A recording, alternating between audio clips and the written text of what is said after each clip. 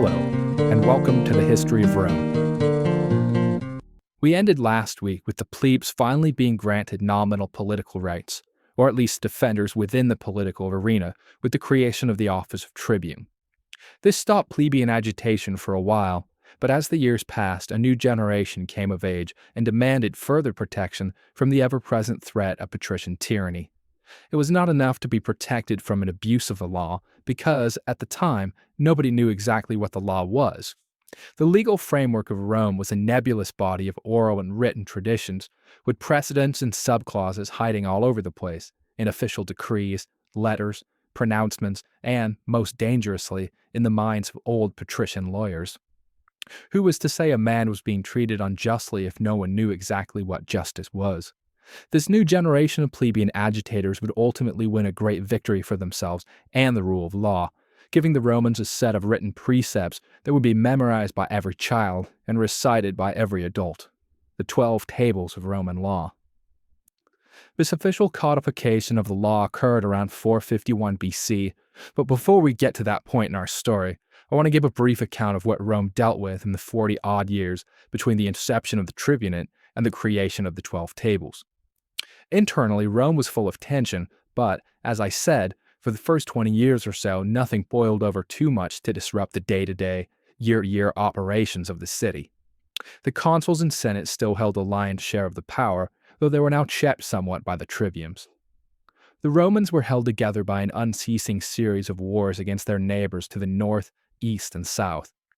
To the north, they fought a particularly hard campaign against their old nemesis, the Veites, that ended in a stalemate in 474 BC, a campaign that came complete with a dressed-up Battle of Thermopylae, with 306 members of the noble Fabii family cast in the role of King Leonidas and his doomed Spartans. Protecting an undefensible pass, the Fabii clan fought to the last man to give the legions a chance to regroup. The battles fought to the east and south were of a different sort and revolved around a geographically based cultural clash. Veii may have been in competition with Rome, but at least it was a settled city of civilized farmers. Out in the eastern hills, however, nomadic tribes, particularly the Volscians and the Aequians, pressed at Rome's borders.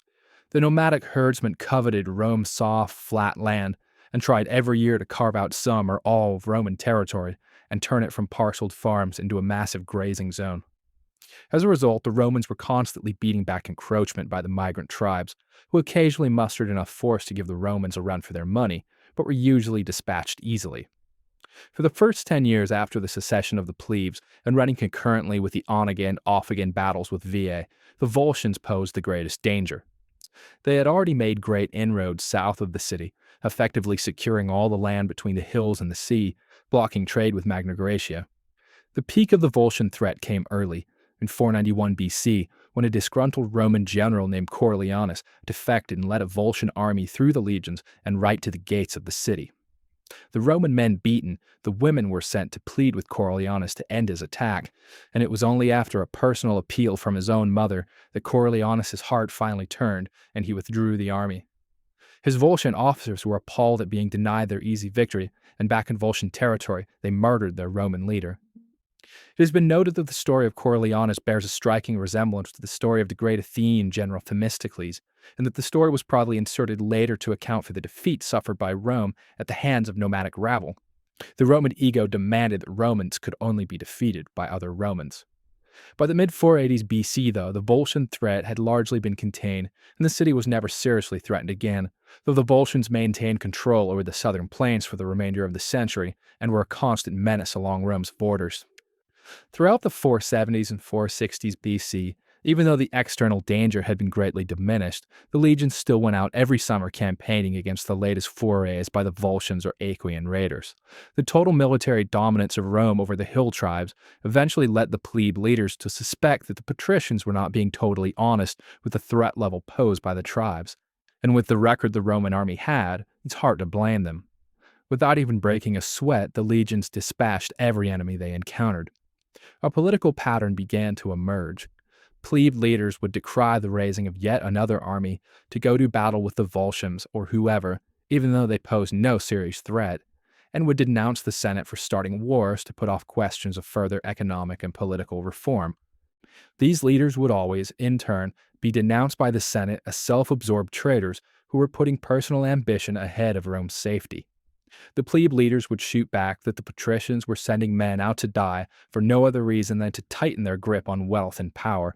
A standoff would ensue, but Rome, being what it was, would ultimately raise the legion and the plebeian demagogues would be silenced. The Romans were soldiers, and fighting is what they did. Throughout these years, Rome's position vis-a-vis the nomadic herdsmen was never seriously threatened, though in the following century Rome would fight a knockdown, drag-out war with a rising hill tribe called the Samnites that would ultimately see all Italy eventually fighting on one side or the other. In the years after the secession of the plebes, there were essentially two major initiatives that excited the plebes and kept the patricians up at night. The first was proposed by a tribune named Valero in 473 BC. It stated simply that the tribunes ought to be elected by the tribal assembly and not by the comitia centuriata as they had been in the first years after the office was created.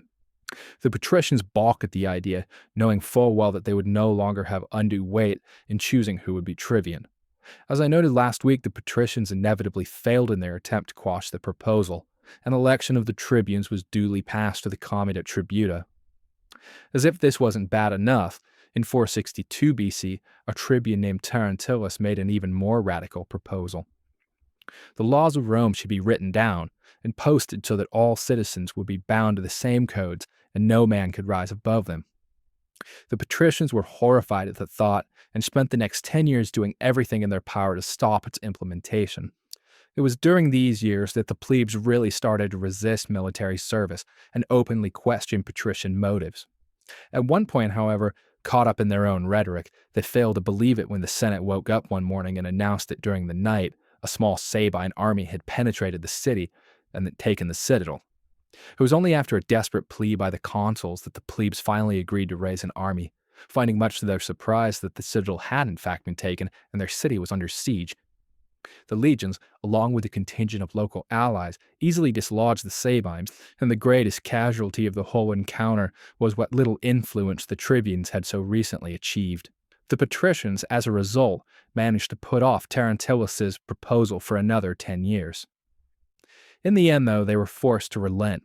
Political consciousness had been raised in the city by travelers from the south who brought with them word of Solon's political reforms in the great Greek city of Athens, causing proponents of reform to beat a steady drum.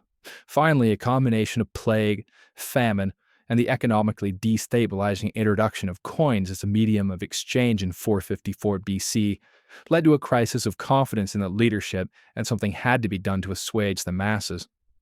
It was agreed in 451 BC that consular power for the year would be transferred to a body of 10 men called the decemvirate, whose main task it would be to collect and condense Roman law into a single uniform code to be published on bronze tablets in the Forum for all to see.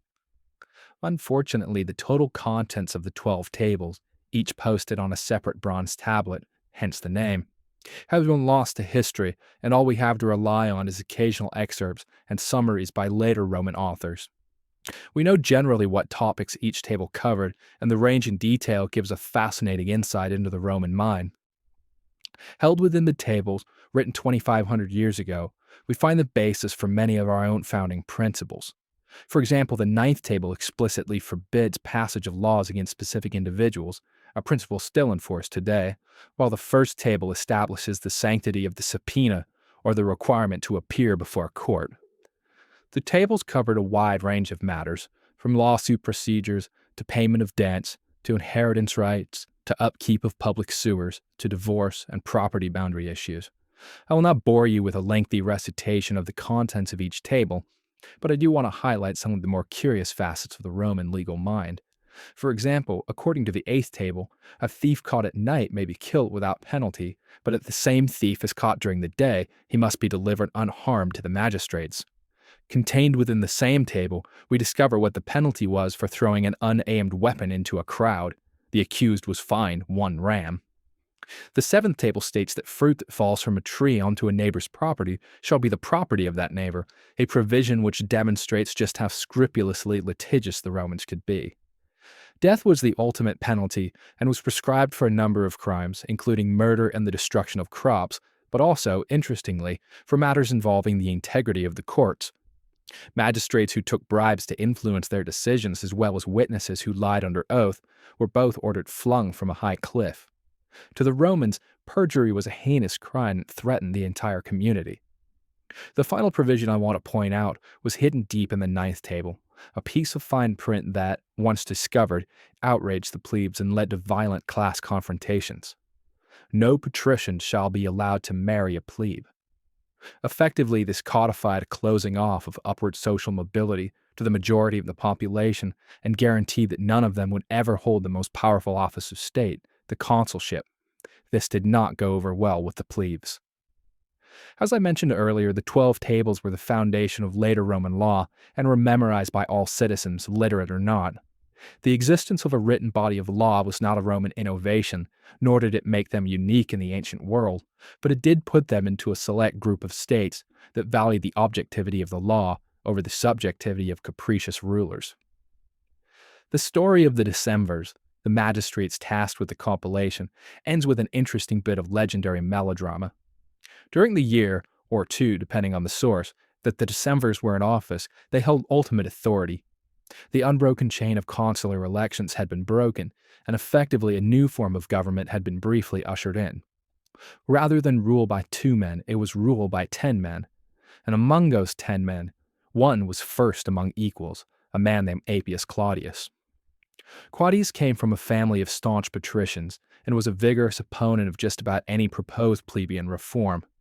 After finishing their appointed task, the Decemvirate had lost their raison d'etre and was set to disband, but Claudius, enjoying his newfound power, convinced his colleagues that they should remain in office after their term expired.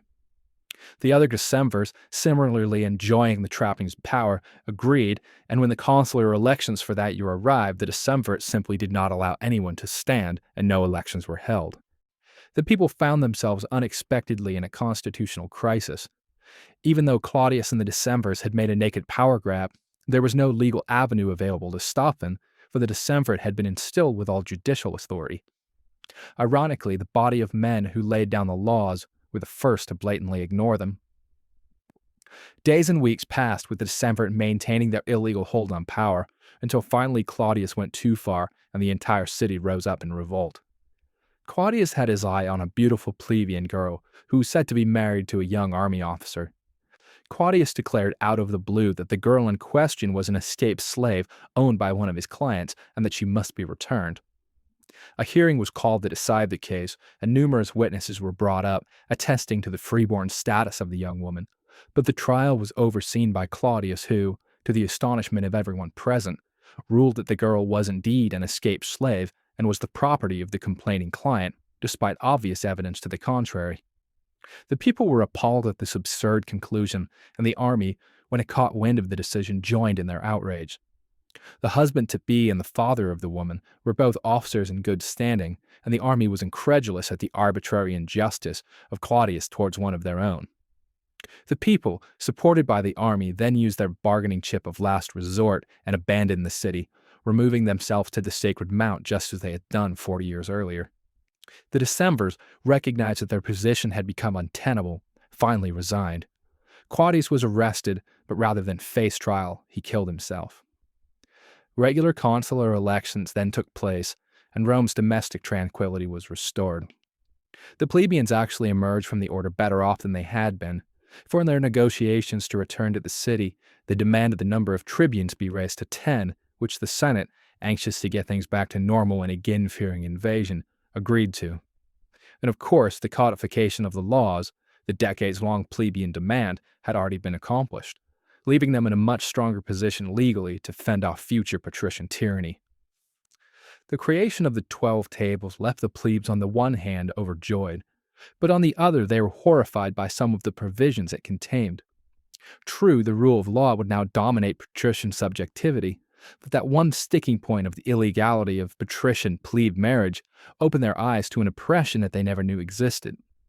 Only patricians could be consuls or hold the other high magistracies, including Pontifex Maximus. If no plebe could ever marry a patrician, then no plebe would ever hold high office, and the patricians would always and forever hold the winning political hand.